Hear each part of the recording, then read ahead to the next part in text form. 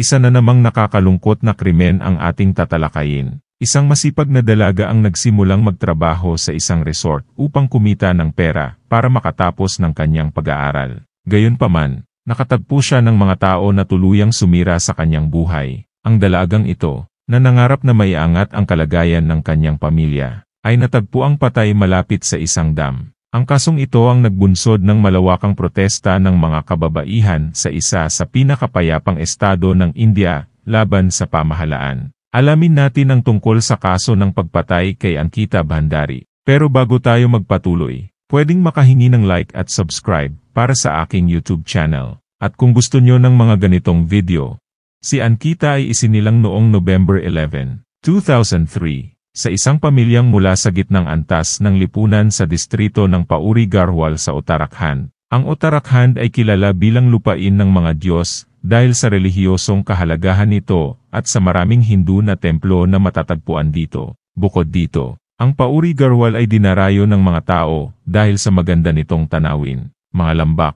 mga tuktok ng bundok, at mga likas na yaman. Ang ama ni Ankita na si Bendra Singh ay nagtatrabaho bilang isang security guard, at siya ang pangunahing naghahanap buhay para sa kanilang simpleng pamilya, habang ang pangalan ng kanyang ina ay si Soni Devi. Simula pagkabata, si Ankita ay isang napakasimple at matalinong bata. Nagtapos siya ng high school na may 88% na marka sa commerce stream. Pagkatapos nito, plano ni Ankita na kumuha ng kurso sa hotel management. Ngunit nagpasya na siya mismo ang magbabayad para sa buong kurso sa pamamagitan ng pagtatrabaho. Ngunit, hindi siya makahanap ng trabaho kahit saan. Sa panahong iyon, nakapasok siya ng 1-year program sa hotel management. At noong taong 2019, natapos ni Ankita ang kanyang diploma sa hotel management. Nagsimula na siyang maghanap ng trabaho upang maipagpatuloy ang kanyang pag-aaral. Ipinaalam din niya sa lahat ng kanyang kamag-anak at mga kaibigan na tulungan siyang makahanap ng magandang trabaho. Ngunit noong unang bahagi ng 2020, kumaalat ang COVID-19 at bilang resulta, hindi makahanap ng trabaho si Ankita at hindi rin maipagpatuloy ang kanyang pag-aaral. Gayunpaman, sa kalagitnaan ng 2022, nang bumaba na ang mga kaso ng COVID-19, sinabi sa kanya ng isang kaibigan ang tungkol sa isang resort na tinatawag na Vanatara sa lungsod ng Rishikesh. Mga 90 miles mula sa kanilang bahay, kung saan may mga bakanteng posisyon. Sa pagkarinig na yon, labis siyang natuwa at noong August 20, 2022, nag-apply si Ankita bilang receptionist sa resort na yon. Ang pagsusuri sa kanya ay isinagawa ng may-ari ng resort na si Pulkit Arya, na anak ni Vinod Arya, isang leader ng isang malaking partidong politikal sa India noong panahong iyon. Matapos suriin ang kanyang biodata, tinanggap ni Pulkit si Ankita ng trabaho at pinagsimula siya kinabukasan. Napakaganda ng resort. Nagsimulang gawin ang resort noong taong 2017 at natapos ito sa loob ng isang taon. Pagsapit ng taong 2022, 4 na taon na ang nakalipas mula nang magbukas ang resort noong 2018. Ngunit may isang problema, hindi gaanong maraming bisita ang nagpupunta sa resort. Ang dahilan ay hindi ito nakikita sa pangunahing lungsod kundi napapaligiran ng mga puno, at walang mga bahay o iba pang resort sa paligid. Gayunpaman, kahit 19 years old lamang si Ankita, nagpasya siyang tanggapin ang trabaho. Ngunit, nahirapan si Ankita dahil ang kanilang bahay ay nasa 90 miles ang lahyo mula sa kanyang trabaho, na masyadong malahyo at magastos para mag-commute araw-araw. Nang sinabi niya ito kay Pulkit, inalok siya nito ng silid katabi ng reception upang may matutuluyan. Wala nang ibang pagpipilian si Ankita dahil wala ring ibang apartment na malapit na maaari niyang marentahan na silid. Kaya tinanggap niya ang alok ni Pulkit. Ang desisyong ito ang naging trahedyang magbabago ng kanyang buhay. Ang isang promising na pagkakataon na makatulong sa kalagayan ng kanyang pamilya. At masiguro ang kanyang kinabukasan ay naging isang bangungot. Noong ika-19 ng Setyembre 2022, nagmamadaling pumunta si Pulkit sa istasyon ng pulisya sa Laxman Jhula upang mag-file ng ulat tungkol sa pagkawala ni Ankita. Nakakagulat dahil si Ankita ay bago pa lamang sa trabaho sa resort. Mga 20 araw pa lang, sa kanyang pahayag, sinabi ni Pulkit na natapos ni Ankita ang kanyang trabaho noong nakaraang araw. Pumunta sa kanyang kwarto upang matulog, ngunit hindi na nagpakita sa trabaho kinabukasan. Tinawagan din niya ito, Ngunit naka-off ang kanyang cellphone. Sa kabila ng nakakabahalang sitwasyon ng pagkawala ng isang dalagang malayo sa kanyang tahanan, walang agarang aksyon na ginawa ang pulisya pagkatapos ma-file ang ulat. Sa mga sumunod na pangyayari, kinontak ni Pulkit ang ama ni Ankita. Sinasabing huling nakita si Ankita noong nakaraang gabi at hindi na nagpakita sa trabaho kinabukasan. Tiniyak ni Pulkit sa kanyang ama na ginagawa niya ang lahat upang mahanap si Ankita. Labis itong ikinabahala ng mga magulang ni Ankita. Lagi nilang naririnig na ang mga tao sa Uttarakhand ay kilala sa kanilang kabaitan at pagiging maawain. Nang marinig ng ina ni Ankita ang balita, labis siyang nalungkot at hindi mapigilan ang pag-iyak. Determinado ang mga magulang ni Ankita na hanapin ang kanilang anak, kaya't umalis sila sa kanilang bahay noong gabi ng September 20 at dumating sa Rishikesh noong umaga ng September 24. Pumunta sila sa istasyon ng pulisya sa Laxman Jula at nag-file muli ng ulat tungkol sa pagkawala ni Ankita. Sa kabila ng kanilang pagsusumikap, hindi pa rin kumilos ang pulisya. Ang kawalan ng aksyon ng pulisya ay nakakagulat at nakapanghihina ng loob. Ang batas na dapat sana'y tumutulong ay tila walang silbi. Imbis na mag-imbestiga, paulit-ulit na hinihingi ng pulisya ang mga photocopy ng ID card ni Ankita at ang kanyang larawan. Tila sinasamantala nila ang kawalan ng karanasan ng kanyang ama na si Bhendra Singh. Sa puntong iyon, kumalat na sa state media ang balita ng pagkawala ni Ankita. Iniulat na nawawala ang 19 years old na dalaga mula pa noong September 18, at ilang araw na walang aksyon mula sa pulisya upang hanapin siya. Nakarating ang balita sa kaibigan ni Ankita mula sa Jammu, na labis na nabahala. Ang kaibigang si Pushapit ay nakilala si Ankita sa pamamagitan ng isang online na social media apps, at naging malapit silang magkaibigan. Palaging nagbabahagi ng kanilang mga aktibidad araw-araw.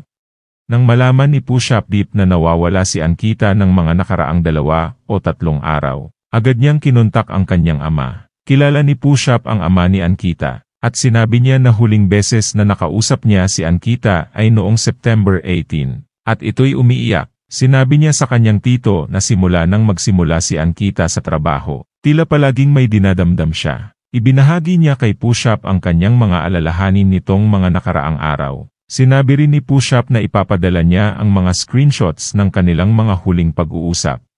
Nang mabasa ng ama ni Ankita ang mga chat na iyon, maraming bagay ang nabunyag. Ang mga mensahe ni Ankita ay nagpapakita na hindi maganda ang intensyon ni Pulkit sa kanya. At tila hindi kaaya-aya ang kapaligiran sa resort. Lubhang nakakabahala ang sitwasyon at nagbigay ng mas malinaw na larawan sa mga posibleng pinagdaanan ni Ankita sa resort. Ang pagkawala ni Ankita ay nagpapakita ng mga pagkukulang ng pulisya, at ang matinding pag-aalala ng isang pamilyang desperadong mahanap ang kanilang nawawalang anak. Sa kabila ng paulit-ulit na pagsisikap na hikayatin ang mga otoridad na kumilos, nagpatuloy ang kawalan ng aksyon, na nag-iwan sa pamilya at mga kaibigan ni Ankita na nag-aalala at nagtatanong tungkol sa kanyang kalagayan. Ang batas, na dapat sanang nagsilbing proteksyon at tulong, ay tila walang silbi sa kaso, na nagtataas ng mga katanungan tungkol sa bisa ng administrasyon ng pulisya at mga komisyon ng pampublikong serbisyo. Ang emosyonal na pasanin sa pamilya ni Ankita ay napakalaki, at ang mga pagbubunyag mula sa kanyang kaibigang si Pushapit ay nagdagdag ng malinaw ng komplikasyon at pagkaapurahan sa sitwasyon. Ang mga tauhan sa resort ay lalong nababahala sa asal ni Pulkit at ng kanyang 2 kaibigan, sina Saab Bhaskar at Anit Gupta, na kilala sa kanilang maingay na inuman, ay palaging minamaltrato ang mga empleyado ng resort. Ayon sa isa sa mga kasamahan ni Ankita, partikular na si Pulkit, ay madalas gumamit ng mapang-abusong pananalita laban sa mga babaeng nagtatrabaho sa resort. Lalo pang lumala ang sitwasyon dahil sa pagkakaroon ng prostitution ring sa loob ng resort, kung saan si Pulkit at ang kanyang mga kaibigan ay labis na nalululong sa bawal na gamot. Nabunyag ang ebidensya ng kanilang masamang asal sa pamamagitan ng mga na-intercept na chats, na naglalahad ng isang nakakakilabot na insidente kung saan pilit na hinalikan ni Pulkit si Ankita matapos dalhin ito sa isang kwarto. Si Ankita, na wala pang 1 buwan nagtatrabaho sa resort, ay piniling manahimik dahil sa takot. Lalong sumama ang asal ni Pulkit nang ipaalam niya kay Ankita na may mga VIP na bisitang darating sa resort at kailangan nila ng extra service, at inalok siya ng 10,000 rupees. Nang tumanggi si Ankita, sinubukan ni Pulkit baguhin ang kanyang sinasabi, na para bang gusto lang niyang maghanap si Ankita ng ibang babae para sa trabaho. Inakala ni Pulkit na ang pag-aalok ng malaking halaga ay pipilitin ang isang simpleng babae mula sa probinsya tulad ni Ankita na sumang-ayon. Nang mabasa ang mga nakakagulat na detalye, nagsampa ng panibagong FR si Bendra Singh, ang ama ni Ankita, laban kay Pulkit, na may kasamang matibay na ebidensya. Subalit nanatiling tahimik ang mga pulis, marahil dahil sa makapangyarihang posisyon ni Pulkit bilang anak ng isang politiko. Sa halip na umaksyon laban kay Pulkit, binalaan ng mga pulis si Pulkit tungkol sa ebidensyang nakuha ng kaibigan ni Ankita sa Jammu. Dahil dito, nakipag-ugnayan si Pulkit sa kaibigan ni Ankita, na tinangkang linlangin ito. Iginiit ni Pulkit na hindi siya kailanman nagsalita ng walang galang kay Ankita at sinabing si Ankita mismo ang nagpadala ng mga mapanirang mensahe upang sirain ang kanyang reputasyon. Dagdag pa niya, noong araw na nawala si Ankita, humiram umano ito ng kanyang cellphone dahil lobat ang sarili nitong cellphone ni Ankita at kailangan nitong makipag-ugnayan sa kaibigan.